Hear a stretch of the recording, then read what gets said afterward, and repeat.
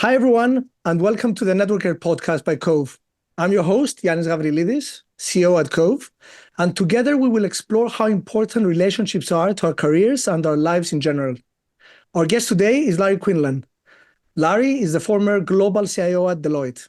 He has overseen teams of over 10,000 professionals across 175 countries and serves on numerous boards right now, including ServiceNow, JLL, Booking Holdings, and UBS Americas. Thank you for joining me, Larry.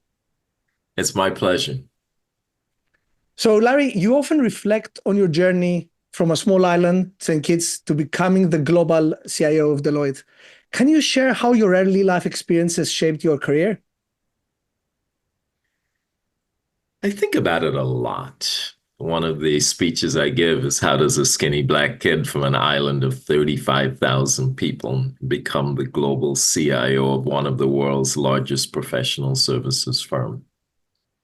And it's definitely true that my early environment influenced me greatly. I had parents who deeply believed in education. My dad never finished high school, but yet was so reverent about education. In fact, later in his life, he fulfilled the dream of becoming a lawyer, going to law school in his 50s, because he believed so much in education. My mother was a lifelong educator who insisted every night that we finish our homework, whether there was homework to be done or not. So there was this belief in education, this belief in work, this belief in accomplishment that comes from parents who really, really, really care. And then teachers in school and in my public school who really took an interest in me, who really cared, who really nurtured me. It was truly an environment that helped. But one of the things I learned there is that relationships really mattered, that the interest individual teachers took in me really, really was important. The mentoring I received from specific people in society really, really mattered. And it is that added value that comes from carefully built relationships that makes a huge difference. Amazing. And on the, I love the part about education. I think that's important, and it's very important how it's shaping. So I'd love to discuss that later with you, how education is changing. So you mentioned relationships. Is there a particular relationship that had a transformative impact on your career, or it influenced your leadership approach? Is there one that you can pinpoint? I think there are actually two or three. I recall being at Deloitte and getting an opportunity to become Global Chief Information Officer of our consulting business. And there's one partner who I'm still close to, Stephen Sprinkle, who decided that I had what it took to become the technology leader of our globalizing consulting practice. And Stephen intervened in a number of ways, culminating in my becoming a partner in the firm. And that was a really defining element of my career. Prior to that, we had done a merger, and I was considering whether or not I should move from New York City to Tennessee, and thought maybe that was not a move in my best interest. And another partner in the firm, Ron Jenks, really helped me understand the power of the firm and why moving was in my best interest, and almost single-handedly convinced me to move from New York City to Tennessee to take on a leadership role in the combined firm. And there are others like that, but these are people who took an interest when they didn't have to, who made something happen when they were not compelled to. And the power of the network and the power of relationships becomes evident. You emphasized, even in our first meeting, you emphasized the importance of being intentional about those relationships. And like even a minute ago, you told me, you talked about carefully managed relationships. Can you share with us how you proactively cultivate and manage the relationships that are meaningful for you and make sure that they remain meaningful and you remain in touch with them? I think there are two elements to this. The first is building the network, and then the second is the intentionality around maintaining the network. In terms of building the network, I did it all wrong. You think about people who perhaps can help you, or you think about the kinds of people you absolutely think you can benefit from. And I found that to be wrong. It's a bit mercenary. I actually believe that everyone I talk to makes me better in some way.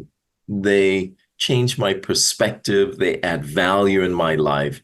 And the notion of having people in the network is not so they can help me. The notion of having people in the network is that I just become a better person due to the perspectives of the people in the network.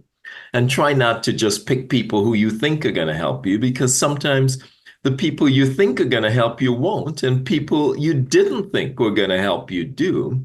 So stop worrying about who's going to help you and just enjoy relationships with people, because I become a better person when I do so.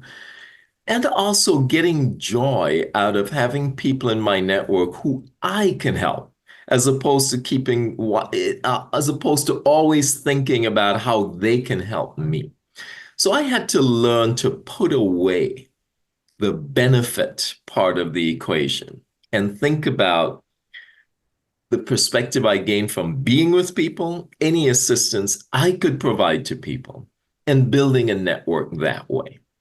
And if there's benefit in the future, that's great. And that's just additional gravy on the top.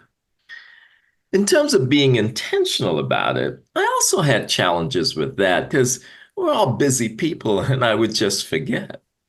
And really started to think about how would I ensure, if I were going to a city and had time, could I have dinner with someone? Uh,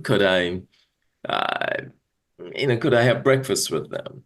I would miss everyone's birthdays. So could I just create a list and say, all right, I'm going to reach out and text someone today and say, happy birthday. Simple things like that. Nothing massive. And then one day I was trying to figure out how to do this better. And I actually ran across your product, Cove. And I thought, this ought to be interesting. Let me do a trial of it. And I didn't think it would work. I thought it would be cumbersome. I thought it'd just be too much effort. One of these CRM systems where I gotta put so much information in and never get anything out. And wow, it was easy to use. And I said, wow, I've got to, kill the free trial, make it a paid subscription. I'm really going to do this. And I've actually been really intentional about using it, because it's so easy for me to systematically reach out to people who I really want to keep in touch with. And that's been a lifesaver for me. Thank you for the kind words, Larry. And I love the comment about the reciprocity and the perspective when you build your network. I mean, I think it's really eye-opening, because very early on in our careers we're just taught to find the right people, but a lot of times it's not evident who they are, and many times you Right. realize that the right people are the ones that you're actually able to help each other, and that those they become friendships, and they become very Absolutely. powerful. And I'm very happy you're enjoying our Cove app. So we spoke about specific relationships. I think what really fascinates me is the fact that you started managing big teams and so many thousands of people. And my next question is all about that challenge. How do you then foster collaboration? How do you build trust within those teams, especially in such high pressure environments? Building relationships at scale is an interesting intellectual challenge, right? How do you influence culture? How do you inspire followership at scale across cultures and countries becomes really, really important. I learned a number of lessons, sometimes painfully, about how that works. Even in an age of technology, I found you have to show up when you can. So creating that culture where people believe you care enough to show up when you can. Now, budgets matter. You can't just travel all over the world every single day. Budgets matter, but showing up when you can at moments that matter are important. Demonstrating to people that they are important enough for you to visit. So when I sat in, when I occupied that chair, I would go to various offices and I would have lunches with our team there. And in some cases, the team sitting in a remote office is a relatively junior team. And people would remark on the fact that the global CIO spending time with 5 or 6 uh, junior level technology staff members in an office might not be the right use of the global CIO's time. I firmly believed it was absolutely the right use of my time in building relationships with an entire team at scale, lunch by lunch, team by team. There was also a tone to the communications, letting people know that this wasn't just, a message that a communications person had put together. Of course, our communications people worked on them, but I had to put my own tone to the message. People had to know it was authentic. I had to remark on things that were important to them. I had to appeal to them so that they knew I was intentional about building a relationship with them. I found I also had to expose more of who I was. I ended up talking about my daughters and the messages and challenges we're having. And people responded enthusiastically to that. They would send emails back asking, "How are your daughters?" And people really want to know who you are before they trust you. And then creating a message that actually inspires followership, and have to stop and ask ourselves, is this message worthy of the team? Is it worthy of people actually following it? Will this inspire anyone? And all of those things were important aspects in building relationships at scale across time and space.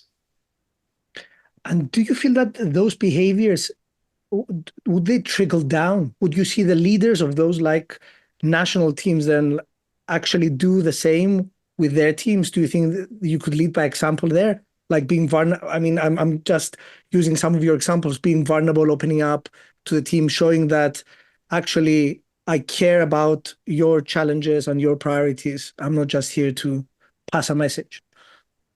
In some cases, yes. Some people are comfortable with it, and others never get the hang of it.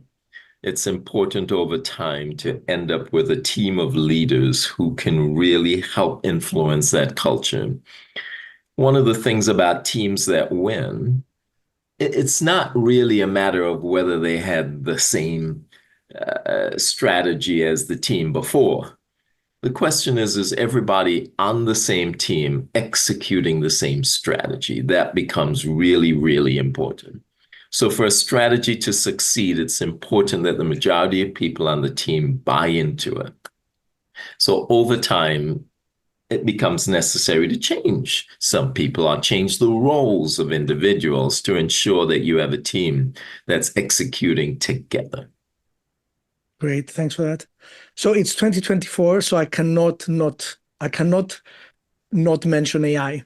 So I want to ask you, with AI infiltrating and reshaping the workplace right now, how do you think leaders can make the most of it? I really think the use of AI is industry dependent. In some industries, it will be more of a cost play and a productivity play. We can churn out marketing materials faster. We can improve the quality and reduce the cost of our help desk.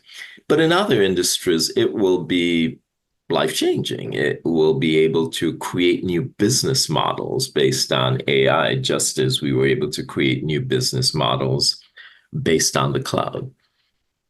So the approach one would use depends on the use cases in that particular company and industry sector.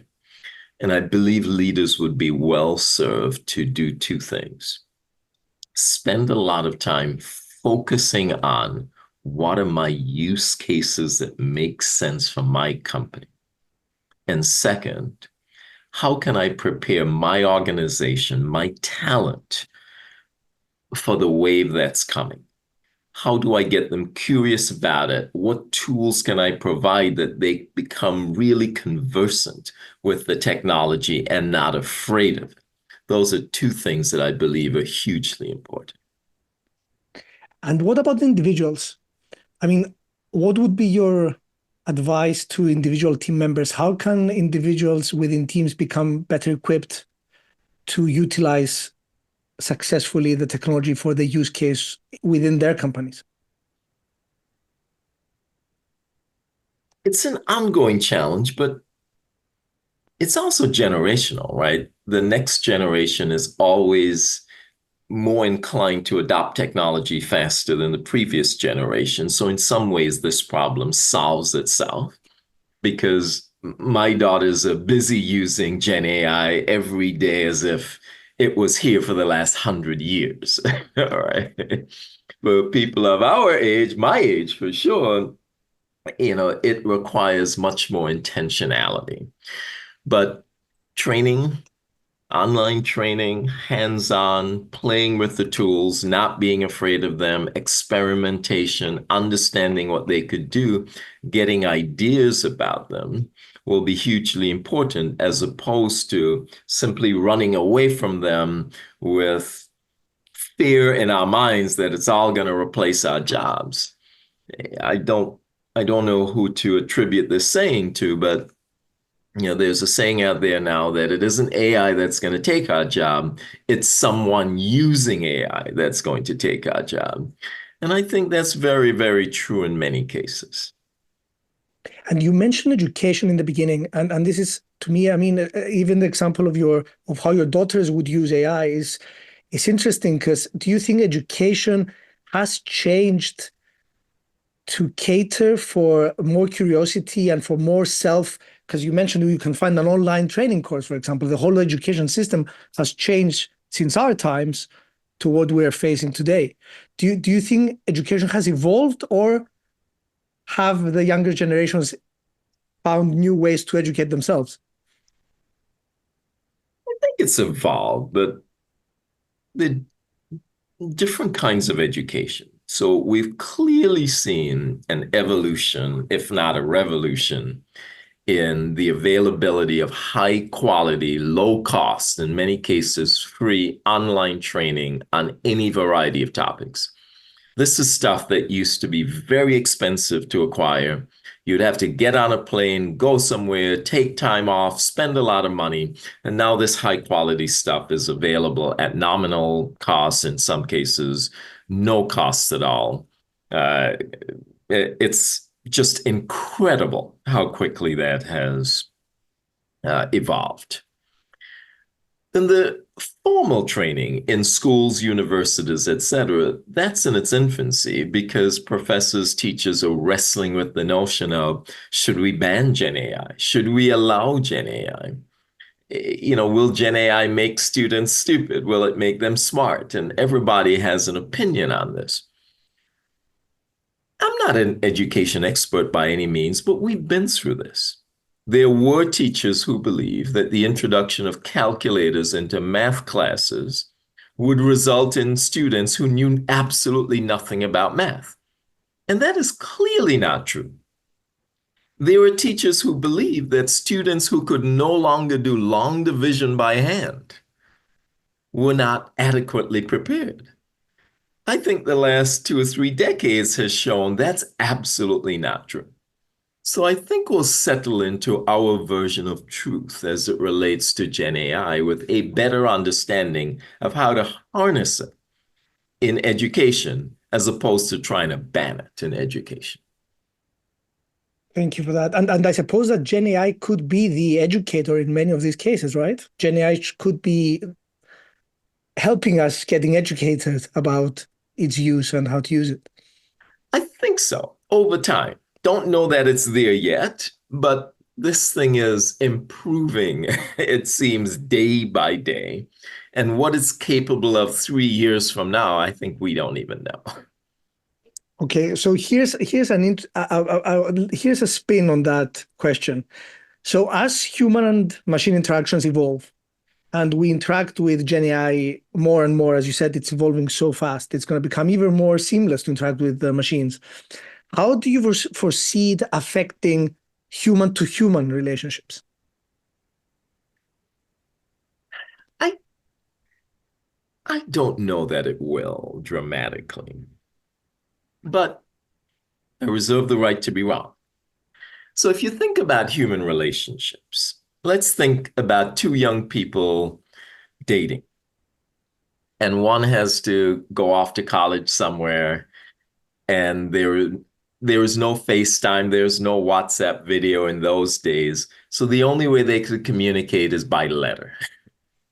And then you move to be able to talk by phone. And now people can FaceTime every night and see each other. And one would say, has the technology dramatically transformed long distance relationships? I'm not a relationship expert. I don't know, but I think people had long distance relationships before we had video, and they'll have long distance relationships after. So you look at, okay, so that's one kind of relationship. The other is, boss and employee, co-workers, husbands and wives. Will AI fundamentally change those relationships? I'd argue no. I would argue that AI will be a supporting tool in executing those relationships as opposed to fundamentally changing those relationships. There will be anomalies. There is a very tragic story in the newspapers this week about a high school or middle school child who became so infatuated with a bot that they ended up committing suicide. I don't know all the details of it, not an expert in that space, but from the stories I read, that's tragic. Would we expect that to be the norm? No, I don't think so. I think that would be an anomaly, and we can expect tragic and happy anomalies over time, but I don't see it fundamentally changing the way we execute relationships. That's I great to don't hear. think any wife is going to be satisfied with a husband using Gen AI to say, I love you. I hope you're absolutely right. And interestingly, let me chime in that when we were discussing with Professor Dunbar, who is an expert in how humans form relationships, he has tons of research. He was explaining that technology over years has helped, as you speak about AI as well, has helped like video call, like the telephone, and then video calls have helped relationships, but haven't changed the fundamental aspects that make a relationship strong, the trust, the need for communication. They have actually facilitated it, but have not changed the fundamentals of it. So I think fundamentally as humans, there are just certain things we want and need. We want love, we want respect, we want trust, we want to feel that we've been heard, that we've been supported. All of these things really matter to us. Great. So speaking about Deloitte, I've seen a survey by Deloitte a few days ago. It was actually published on the 21st of October, that where 90% of respondents across generations believe that in a workforce increasingly leveraging both human and machine capabilities, the human capabilities will play an essential role in career development. Now, I mentioned this because I'd like your opinion on which skills do you believe are going to be the most critical in today's rapidly changing technology landscape? I believe there's some skills that remain needed no matter what, with or without technology. The ability to lead and inspire people becomes hugely important, even in the most technology-oriented companies. You still see that dynamic leader driving strategy, vision, shaping the marketplace, a human being. There isn't a technology, a computer out there making that happen. They're people shaping those companies, making the right bets, and inspiring people to follow, to invest, to execute, to make that happen. And in the case of Gen AI, you're seeing that as well. There are these influential individuals who are driving companies in that direction, and people believe in them, not only the technology itself. So that becomes hugely important. I believe one of the human traits that we've got, that we continue to need, is trust. We have to have leaders that we can trust, people that we believe have our best interests at heart. And yes, we live in a capitalist society, and there is a strong profit motive, as there should be. But we have to believe in the enterprises in which we work or do business with, that we can trust them, that the profit motive is such that it will inspire trustworthy transactions, trustworthy relationships, as opposed to those designed to completely rip us off. So that continues to be an important element of it. We have to be able to communicate. Now, Gen AI is making a name for itself in helping us improve communications, quicker drafts, better. Once you take out some of the hallucinations, more facts at our disposal. But you've got to be able to make it yours and authentic and tell that story, as opposed to simply spitting out a Gen AI draft and saying, that's it, I'm done. So being able to communicate and tell the story, to effect change, to persuade, to sell, all of those are still traits that are going to be important. And in a world of technology turbulence, being intellectually curious and technologically curious become traits that we will value tremendously. Thank you so much for this. Larry, it's been truly insightful and very inspiring. We've talked about many things. I'll just summarize some of the key things I'm taking away from this talk. You mentioned how important education has been in your career. And I think that's very important. We then discussed how important it is to remain curious and make sure that you intellectually educate yourself through every experience and every opportunity you have. We talked about relationships, of course. You mentioned carefully managed relationships. And I really love the part where you emphasized the fact that when you're growing your network, you need to be open to understand the value that other people bring, the ones that you maybe didn't guess would bring so much value, through their different perspective and through your ability to help them, because a lot of times that reciprocates, or it helps you gain a perspective you never had. So I thought that was very powerful.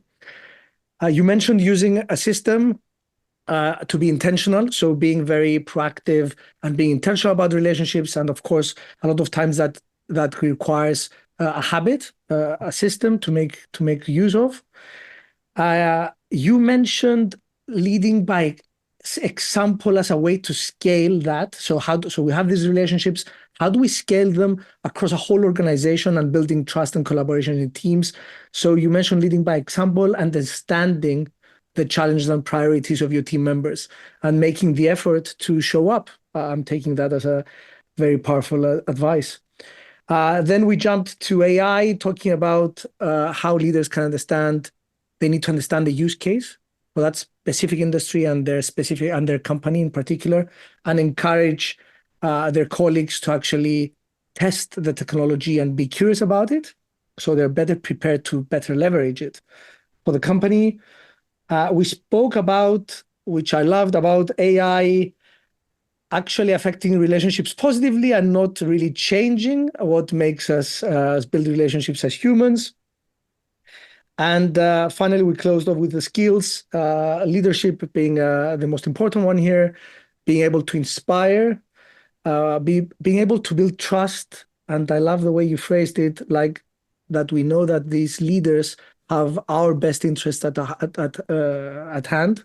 So that creating trust with our colleagues, our ability to communicate and communicate authentically, and our ability to stay intellectually curious. So I loved it. Thank you so much for that insightful feedback. It was my pleasure. I hope we continue staying in touch and you continue enjoying Cove as much as you said you do. And thank you so Absolutely. much for this opportunity, Larry. No, it's my pleasure. Thank you. It's good to see you. Good to see you. Take Bye-bye, care. everyone. Bye.